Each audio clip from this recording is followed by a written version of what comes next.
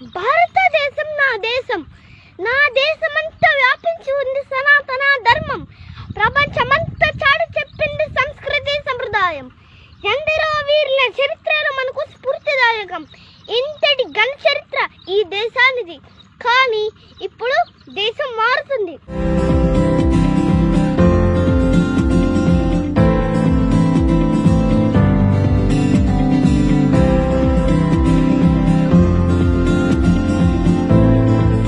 దేశంలో అవినీతి ఆకాశాన్ని అంటింది.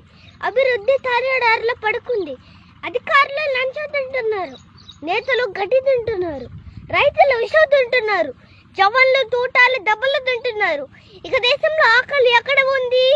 చూపురు పడిన వ్యక్తి సీఎం కాగలరు, చాయ్ అమ్మిన వ్యక్తి పిఎం కాగలరు. డిగ్రీలు డిప్లొమాలు చేసిన వాళ్ళంతా ఎఫ్బీ వాట్సాప్లో బిజీగా ఉంటున్నారు.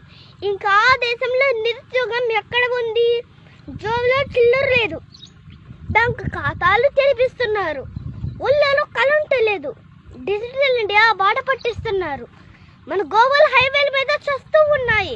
మనం గోరక్షణ అంటూ చంపుకుంటున్నాం, కులం కుంపుల్లో దొల్లుతున్నాం, రోడ్డు వంపుల్లో స్వచ్ఛ భారత్ అంటున్నాం. డాటా ధర తగ్గుతుంది, టమాటా ధర పెరుగుతుంది. చచ్చిపోతున్న వైద్యం చిన్నవి గవర్నమెంట్ ఆసుపత్రులు అయితే చచ్చి పుయ్యకు కూడా వైద్యం చేసేవి కార్పొరేట్ ఆసుపత్రులు. లక్ష్మీదేవిని ఆరాధిస్తాం, ఆడపిల్ల పుడితే చంపేస్తున్నాం. ఒలింపిక్స్లో స్వర్ణం సాధిస్తే 3 కోట్లు, దేశ సరిహద్దుల్లో పోరాడి చనిపోతే ₹1,00,000. మద్యం ఎక్కువ, మంచినీళ్ళు తక్కువ. ఇప్పటికైనా అర్థమైందా? నా దేశం మారుతుంది. మర్చిపోతున్న మాతృభాష ముద్రాక్షరాలు, వెనకబడిన మన పల్లెలు పంట పొలాలు, కాలిపోతున్న నీతి నిజాయితీలు, పెరుగుతున్న ధనధారణ అత్యాచారాలు, ఎక్కడ చూసినా కల్తీ, కనుమరుగవుతున్న మానవత్వం.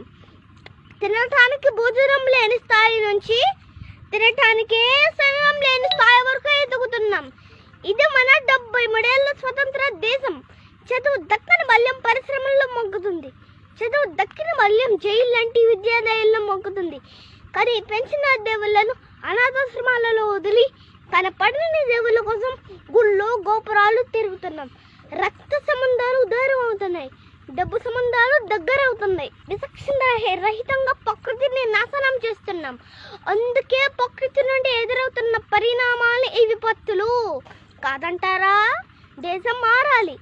దేశభక్తితో జ్వలించిన ఒక మనసు సుభాష్ చంద్రబోస్ అయింది. ఒక అవమానానికి ప్రతీకారం చాణక్యుని అర్ధహస్తం, అణచివేతకు ధిక్కారం మరాఠా సామ్రాజ్యం, దేశ కరువుకు పరిష్కారం శాస్త్రి గారి హరిత విప్లవం, ఆర్థిక సంక్షోభానికి సమాధానం పివి గారి సంస్కరణ పర్వం. మనం మారాలి.